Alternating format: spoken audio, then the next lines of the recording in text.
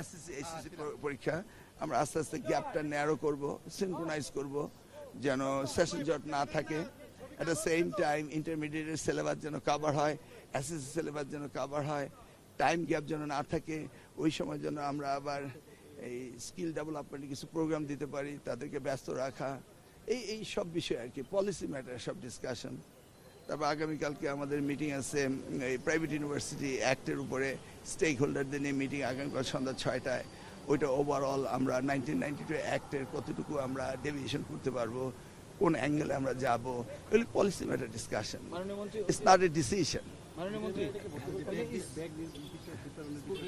ওগুলি যে প্রোগ্রাম আমরা দিয়েছি সেই প্রোগ্রাম অনুযায়ী হবে সব।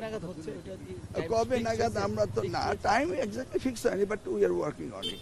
আমাদের টাইম বললে 180 ডেজ প্রোগ্রামের ভিতরে আমরা শেষ করবো, এটা হলো টাইম। কিন্তু আমি চাচ্ছি আমরা আগে করতে। প্রধানমন্ত্রী তো নিশ্চয়ই উদ্বোধন করবেন। হ্যাঁ, আমরা আমাদের শিক্ষা মন্ত্রণালয় তো আউট অফ 29 প্রোগ্রাম তো আমরা ডিরেক্টলি ইনভলভ, আমাদের বাকিগুলো আমরা ইনভলভ।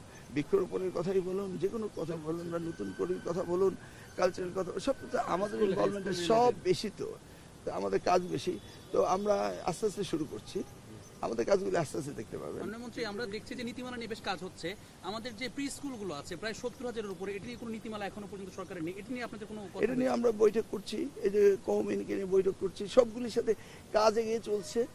রেজাল্ট তো আর একদিনে পাওয়া যাবে না, হিউজ মিনিস্ট্রি, হিউজ কাজ দেখতেছেন তো, তাই না? এই যে আমাদের 32,500 শিক্ষক হাইকোর্টে আটকে আছে, ওদেরকে প্রমোশন দিতে পারছি না, আবার 32,500 নিতে পারছি না, এদিকে 77,000 আমাদের এমপিওতে নিতে হবে। ইটস এ হিউজ ওয়ার্ক চলছে। আদালতে প্রায় 13,000 মামলা আটকে আছে। এই মামলার জট কিভাবে খুলবো, মানে কি করা যাবে বলুন, মানে কিছু সময় দিন।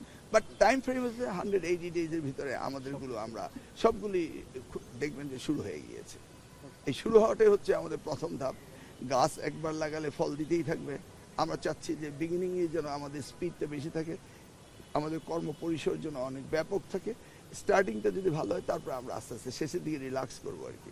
প্রথম দিকে বেশি কাজ করবো আমরা। ধন্যবাদ।